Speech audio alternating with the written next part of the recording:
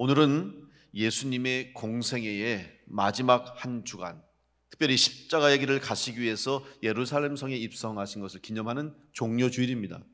이 종료주일이라는 의미를 여러분 아실 겁니다. 예수님이 예루살렘 성에 입성하실 때 많은 무리들이 나와서 예수님을 환영했습니다. 종려나무 가지를 흔들었어요. 그러면서 호산나 호산나 다윗의 자손이요 하면서 예수님을 환영했어요. 마치 개선 장군이 들어오는 것 같이 예수님이 예루살렘 성으로 입성하셨습니다. 그러나 그들의 환호성은 진정으로 예수님을 믿는 믿음의 고백이 아니었어요. 자기들이 바라고 원하는 메시아, 자기들의 기대대로 예수님께서 해주기를 원하는 자기들의 소망과 바람을 드러내는 환호성에 불과했습니다. 며칠 가지 못해서 예수님께서 잡히시고 결국 메시아로서 자기들이 기대했던 것 다른 모습을 보이자마자 그들은 돌변했죠. 그래서 그렇게 종려나무 가지를 들고 환영했던 그들이 이제는 그 종려나무를 든 손에는 돌을 들게 되었고, 호산나 호산나 예수님의 이름을 높였던 그들의 입에서는 이제는 예수를 못 박아라, 예수를 죽이라고 분노의 소리를 지르는 무리로 돌변하게 되었습니다. 왜 이렇게 됐습니까? 이것은 그들에게 믿음이 없었기 때문입니다. 예수님을 메시아로 인정하지 못했고 예수님을 향한 온전한 믿음이 없었기 때문에 결국 자기들의 믿음을 가지고 자기만의 신앙에 빠져서 결국 예수님을 인정하지 못하는 불행한 일을 겪게 된 것입니다. 종료절은 예수님 공생의 하이라이트라고 할 수 있어요. 예수님께서 3년에 걸쳐서 공생의 삶을 사셨습니다. 하나님의 아들로서 그리스도로서 이 땅에 구원의 복음을 전하시기 위해서 공생의 삶을 사시면서 가장 중요한 한 주가 바로 이번 한 주간 종료주일이었습니다. 고난주간이었습니다. 그 중에서도 골고다 언덕에서 예수님이 십자가에 달려 죽으신 그 십자가의 사건은 예수님 인생의, 예수님의 공생의 가장 중요한 날이었고, 더 나아가서 하나님의 뜻과 하나님의 구원의 계획이 완성되고 성취되는 가장 중요한 사건이 되었던 것입니다. 그런데 여러분, 정작 골고다의 자리는 어떤 자리입니까? 이렇게 귀하고 의미 있고 중요한 자리이지만 당시의 골고다는 죽음의 자리였습니다. 수치의 자리였습니다. 죄인들 중에서도 가장 흉악하고 악한 사람들이 처형되고 죽임을 당하는 죽음의 자리요, 부끄러움의 자리요, 저주의 자리가 바로 골고다입니다. 그런데 주님께서 그 자리에서 십자가에 달리신 거예요. 그리고 죽으심으로 주님은 우리에게 구원의 길을 여셨고 생명의 길을 열어주셨습니다. 사랑하는 성도 여러분, 골고다의 자리는 성공이 아닌 실패의 자리요, 희망이 아닌 절망의 자리였습니다. 생명이 아닌 죽음이 있는 자리였어요. 그런데 이 죽음의 자리가 생명의 자리로 변화됐습니다. 바로 예수 그리스도께서 십자가에서 우리를 위해서 구원의 문을 열어주셨기 때문에 이제는 골고다가 더 이상 저주의 상징이 아닙니다. 사람들은 골고다를 생각하면서 예수 그리스도의 구원의 은혜를 생각하는 것이죠. 골고다를 부르면서 우리를 위해 이 땅에 오시는 예수 그리스도를 찬양합니다. 얼마나 역설적인 복음입니까? 모든 것이 끝났다고 생각하는 그 순간에 새로운 시작, 새로운 생명이 다시 시작되는 거예요. 골고다라고 하는 이 단어는 해골이라고 하는 뜻을 가진 아람어 굴갈타에서 왔어요. 이 굴갈타라고 하는 아람어가 바로 해골이라는 뜻인데, 그 골고다 언덕 모양이 해골 모양처럼 생겼고, 또 실제로 그곳에서 많은 사형 집행이 십자가의 형틀에서 이루어져서 장나도 치르지 못하고 그 자리에서 그냥 버려지고 묻혀진 많은 사람들이 있었기 때문에 해골들이 발견됐다는 것이죠. 어쨌든 이렇게 골고다는 많은 사람들에게 부끄러운 장소예요, 죽음의 장소예요, 사람들이 가기 싫은 장소였지만 그곳에서 예수님은 우리를 위해서 기꺼이 자신의 몸을 내어드림으로, 마지막 희생대물이 되심으로 우리에게 구원을 주시는 은혜를 허락해 주셨습니다. 그리고 예수 그리스도를 구주로 믿고 고백하는 사람들은 해골이 가득한 죽음의 자리에 있는 것이 아니라 사망 권세에 계시고 부활하신 예수 그리스도와 함께 새 생명을 얻게 되는 은혜의 자리에 서게 되는 복을 누리게 되는 것입니다. 이것이 바로 오늘 우리 모든 성도에게 주시는 하나님의 선물이요, 예수 그리스도의 은혜인 줄로 믿습니다.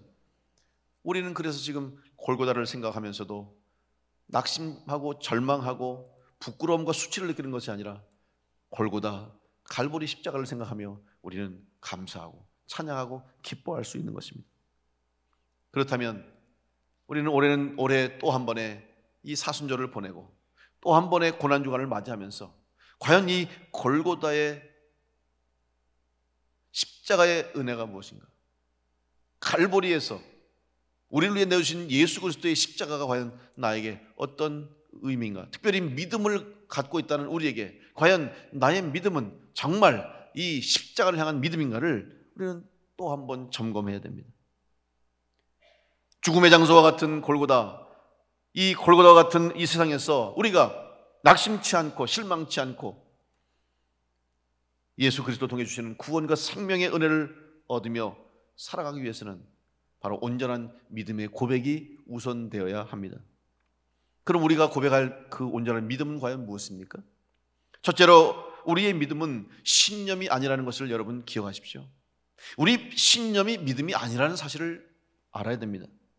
신앙인들이 믿음에 대해서 오해하는 것 중에 하나가 바로 신념과 가치관과 혼동하기 때문입니다. 신념이 무엇입니까? 인간의 입장에서 어떤 사상이나 주장을 내 마음속에 받아들이고 그것을 나의 인생의 중요한 가치로 여기고 내 인생을 개척해 나가고 인생을 살아가는데 그 신념을 붙잡고 살아가죠. 철저하게 인간 중심의 사고라고 할 수 있습니다. 그러나 이 신념은 힘이 있습니다. 능력이 있습니다. 그래서 우리의 삶을 바꿔줍니다. 아무것도 없는 사람이 누구도 도와주지 않는 상황에서 신념 하나 붙잡고 맨 바닥에서부터 시작해서 성공한 신화적인 인물들이 많습니다. 그래서 정말 많은 사람들에게 주목을 받고 관심을 받고 박수를 받는 인생의 성공자들이 많지 않습니까? 입지전적인 삶을 살아가는 사람들 중에 그들만이 가지고 있는 신념을 붙잡고 살아가는 사람들이 많다는 것을 우리는 잘 알고 있습니다. 그만큼 신념은 사람에게 중요한 영향을 미치고 신념이 사람을 변화시키기도 하고 또 신념 때문에 한 사람의 인생이 달라지는 것도 사실입니다. 그러나 여러분, 아무리 신념이 그런 능력이 있고 중요한 가치가 있다고 해도 신념이 우리를 구원시킬 수는 없습니다. 신념 때문에 구원받을 수는 없어요. 신념은 우리에게 힘은 주고 우리를 유익하게 하고 우리에게 도움은 줄지언정 신념 때문에 우리의 죄를 사함받을 수 없고 신념 때문에 구원받을 수가 없다는 사실을 분명하게 기억해야 됩니다. 예수님을 따르는 많은 사람들은 예수님을 통해서 자기들이 바라는 메시아에 대한 신념을 완성시키기를 원했습니다. 그래서 사람들은 예수님을 믿되 예수님을 메시아로 믿기보다는 예수를 통해서 자기들이 원하고 바라는 것들이 이루어지기를 기대하는 마음으로 주님을 따랐어요. 심지어는 예수님의 제자들 중에서도 다양한 신념을 가진 제자들이 모였어요. 특별히 예수님을 통해서 그 당시에 로마의 속국으로 로마의 지배를 받고 있었던 이스라엘이 다시 한번 독립을 이루고 다시 한번 나라를 새롭게 세우겠다고 하는 그런 신념을 가지고 목표를 가지고 쫓았던 제자들이 있었어요. 심지어는 가슴에 칼을 품고 다니면서 무료로라도 다시 나라를 되찾겠다고 하는 그러한 신념을 가지고 예수를 쫓았던 제자도 있었어요. 그만큼 신념이 다 달랐어요. 따라서 진정으로 예수님을 믿는다고 하면서 예수님을 주라고 고백하면서도 그들은 결국 자기들의 신념대로 살아갔어요. 사람들의 믿음은 예수님이 십자가에서 살아 내려오시는 것을 보는 것이었습니다. 이제 예수님이 십자가에 달려 돌아가실 때 끝까지 그들이 기대했던 믿음이 있는데 그 믿음은 뭐냐? 예수님이 지금까지 보여줬던 기적 중에 오늘 최고의 기적을 행했으면 좋겠다. 지금까지 수많은 이적을 행하셨는데 오늘 이 십자가에서 예수님이 정말 이적 중에 이적, 기사 중에 기사, 그래서 십자가에서 살아 내려오신다면 얼마나 좋겠는가. 자기들의 기대와 자기들의 바람과 소원을 가지고 예수님 지켜봤지만 예수님은 아무 힘없이 무력하게 비참하게 십자가에서 손과 발에 못을 박히시고 옆구리에 창 찔리시면서 물과 피를 다 쏟으시고 고통 가운데서 비참하게 소리 지르시면서 돌아가셨어요. 결국 십자가 죽으신 예수님을 보면서 그들은 다 뿔뿔이 흩어졌어요. 다 절망하고 낙심했어요. 왜냐하면 그들에게는 진정한 믿음이 없었기 때문입니다. 그동안 그들이 믿는다고 했던 믿음은 예수님을 향한 믿음이 아니었습니다. 하나님을 향한 믿음이 아니라 자기들의 믿음이었어요. 자기만의 믿음이었어요. 자기의 신념을 믿었고 자기의 꿈을 믿었고 자기가 원하는 것들을 믿었기 때문에 그 믿음이라는 허울 안에 예수님을 따라다니면서 결국은 가짜 믿음, 거짓 믿음을 가졌다는 것을 보게 된 것입니다. 오늘 본문의 마태복음 27장 40절로 42절 말씀에 이르되 성전을 헐고 사흘에 짓는 자여, 내가 만일 하나님의 아들이어든 자기를 구원하고 십자가에서 내려오려 하며 그와 같이 대제사장들도 서기관들과 장로들과 함께 희롱하여 이르되 그가 남은 구원하였을 때 자기는 구원할 수 없도다. 그가 이스라엘의 왕이로다. 지금 십자가에서 내려올지어다. 그리하면 우리가 믿겠노라. 여러분, 끝까지 그들은 가짜 믿음을 붙잡고 있었어요. 끝까지 그들은 자기들만의 믿음을 가지고 있었다는 것을 증명하고 있어요. 여러분, 당시에 누구보다도 메시아를 갈망했던 사람들이 누굽니까? 바로 종교인들입니다. 바리새인들, 사두개인들, 율법학자들, 성전에서 일하는 사람들. 그들은 구약에 기록된 예언의 말씀을 읽고 외우며 메시아의 도래를 기다렸던 사람들입니다. 그들의 관심은 자기들이 배우고 자기들이 가르치는 율법과 교리대로 메시아가 임하기를 기대했습니다. 그런데 메시아라고 기대했던, 생각했던 예수님은 정작 아무런 힘없이 십자가에서 돌아가시고 말았어요. 믿을 수가 없는 거죠. 그들의 율법은 더 이상 하나님의 뜻에 순종하기 위함이 아니었습니다. 본질은 사라지고 껍데기만 남았어요. 겉과 속이 달랐습니다. 그래서 예수님께서 그들을 비판하신 거예요. 회칠한 무덤과 같다고, 외식하는 자들은 하나님 앞에 범죄하는 것이라고. 왜 예수님이 그 말씀했습니까? 믿음이 없기 때문에 그런 거예요. 남들 앞에서는 가장 믿음 있는 사람처럼, 사람들 앞에서는 가장 큰 믿음을 가진 자처럼 행동했지만 정작 그들에게는 믿음이 없었다는 것을 주님은 아셨기 때문에 바로 그들을 향해서 주님은 날선 비판을 하신 겁니다. 여러분, 오늘 우리에게는 정말 믿음이 있습니까? 우리는 이 사순절 보내면, 특별히 이번 고난주간을 보내면서 여러분들이 다시 한번 스스로에게 물어야 할 질문이 있습니다. 나는 믿음이 있는가? 나는 예수님을 믿는가? 내가 믿는 예수님, 십자가에서 죽으시고 온 인류를 위해서 죄를 대속하시고 오신 예수 그리스도, 나는 그 예수님을 믿는가? 아니면 혹시 내 신념을 내가 믿고 있는 건 아닌지, 아니면 나의 꿈을 믿고 나의 욕심을 믿고 나의 소원을 믿고 있지는 않은지, 여러분의 믿음을 다시 한번 돌아볼 수 있기를 간절히 바랍니다. 그래서 이 사순절 고난주간을 통해서 우리는 다시 한번 우리의 믿음이, 특별히 예수 그리스도를 통한 십자가의 대속의 은혜를 통한 십자가의 복음, 구원의 은혜, 이 믿음을 바로 세우는 것이 바로 사순절의 의미요, 사순절의 중요한 이유가 되는 것입니다. 예수님이 죽으신 것 헛된 것이 되지 않도록, 예수님의 십자가의 복음이, 예수 그리스도의 대속의 은혜가, 예수 그리스도의 십자가의 보혈이 헛되지 않도록 여러분 온전한 믿음을 회복하는, 또 그 믿음을 끝까지 지키는 복된 성도들 되시기를 간절히 축원합니다. 두 번째, 우리가 생각할 믿음은, 과연 우리의 믿음은 혹시 세상의 유행이 아닌지 한번 생각해 보아야 됩니다. 세상의 유행은 믿음의 대상이 아닙니다.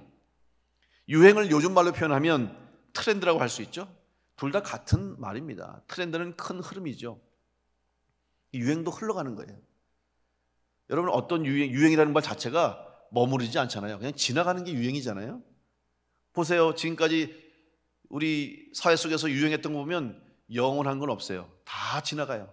다 변해요. 또 돌고 돌아요. 지금 유행했다가 사라졌다가 또 유행하고, 요즘 리트로라 그래가지고 예전에 짧게는 몇 년 전, 10년 전, 20년 전, 30년 전 유행했던 음악들, 유행했던 우리의 패션들, 관심들이 요즘 또 다시 사람들이 관심 받아서 또 유행을 끄는 것을 보게 되죠. 유행이라는 게 그거예요. 영원한 게 아니에요. 사람들은 유행을 쫓아갑니다. 그 시대의 사람들이 관심 있게 생각하고 가치를 두는 삶의 방향을 의미하는데, 그 시대의 유행과 트렌드를 알면 그 시대가 어떤 시대인지를 파악하고 이해할 수 있기 때문에 사람들은 유행에 관심을 갖는 겁니다. 그래서 그 시대에 맞는 삶과 더 나아가서 시대를 앞서가는 삶을 살기 위해서 세상의 유행과 세상의 흐름에 관심을 갖습니다. 교회도 세상에 속해 있기 때문에 세상의 흐름에 영향을 받고 또 영향을 주기도 합니다. 그것을 우리는 바로 아는 것은 중요해요. 그런데 문제는 유행에 쓸려가면 안 돼요.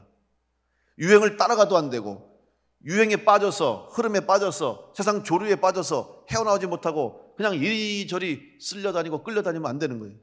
세상의 흐름은 알되 세상의 트렌드는 알고 있으되 교회는 복음이라고 하는 변함없는 영원한 진리, 하나님 말씀 복음을 붙잡고 이 세상 가운데서 정말 선한 영향력을 끼칠 수 있는 역할이 바로 교회와 성도의 역할입니다.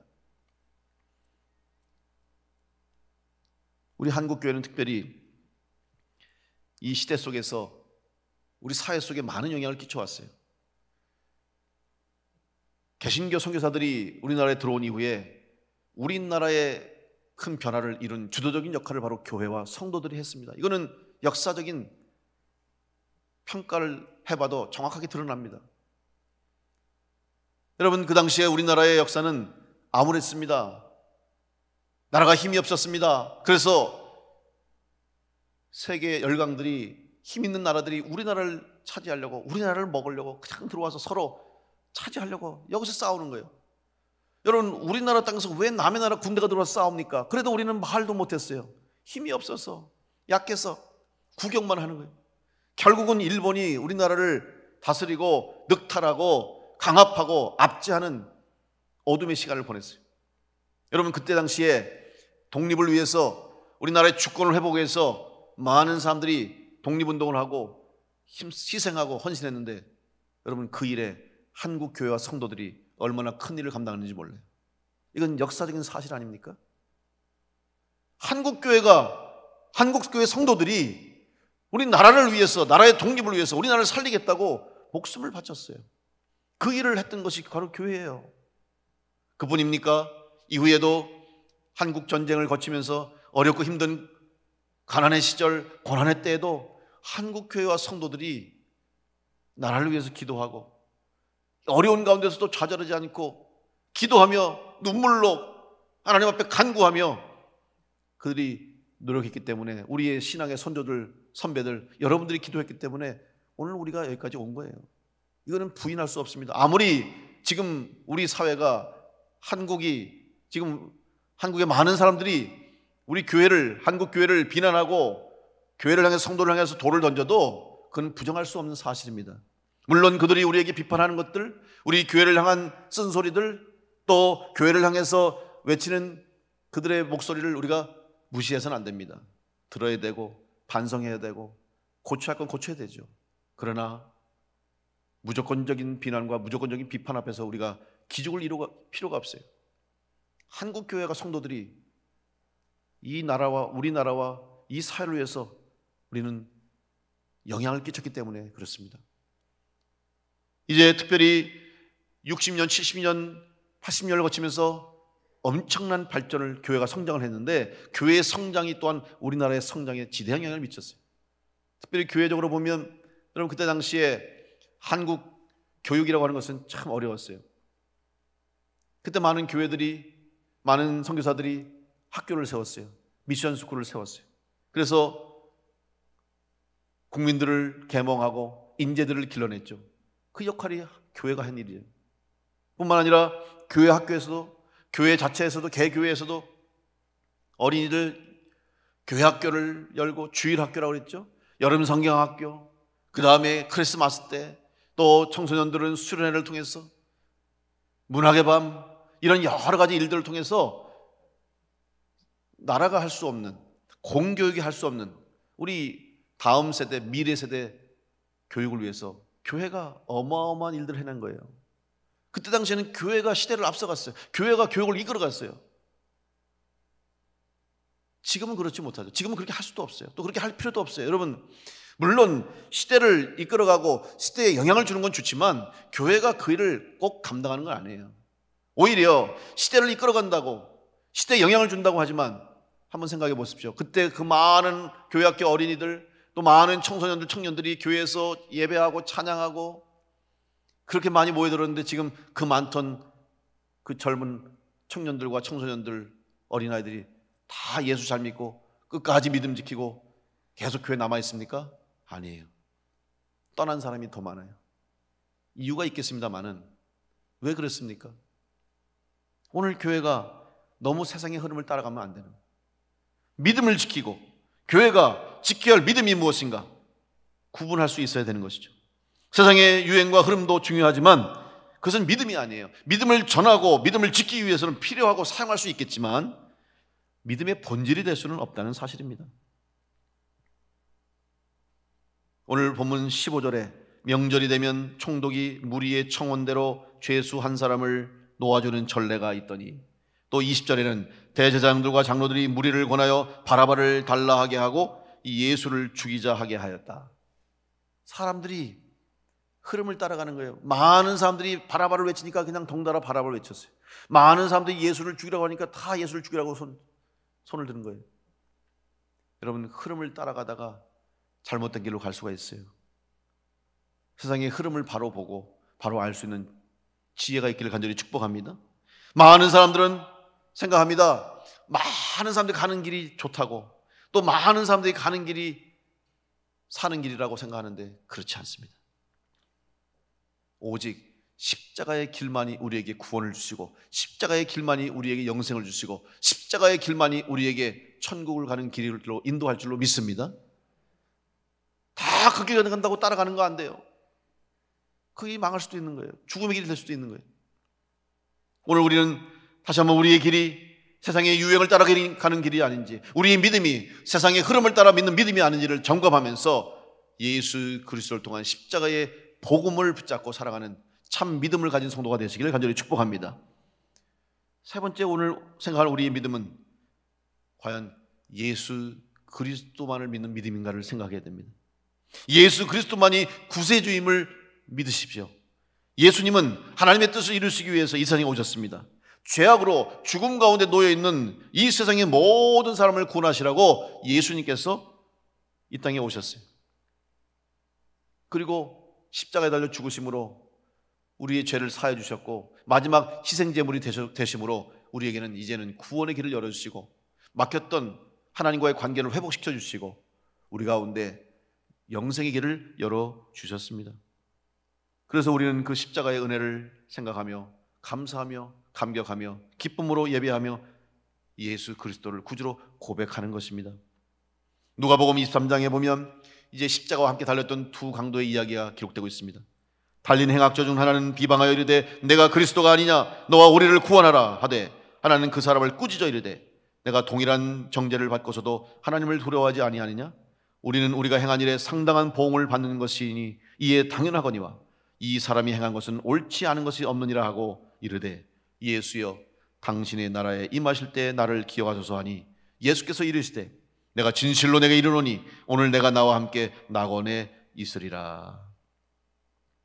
여러분, 십자가 달린 두 강도 중에 한 강도는 예수님을 믿음으로 고백했습니다. 그리고 결국 그의 믿음의 고백이 그를 구원하여서 예수님과 함께 낙원에 들어가는 은혜를 얻게 됐습니다. 그런데 다른 편에 있던 강도는 끝까지 예수님을 향해 믿음으로 고백하지 않고 예수님을 조롱했습니다. 비방했습니다. 성경에 누구든지 주의 이름을 부르는 자는 구원을 받는다고 말씀하고 있는데, 여러분, 주님의 이름을 부를 때도 어떻게 부르느냐가 중요한 거예요.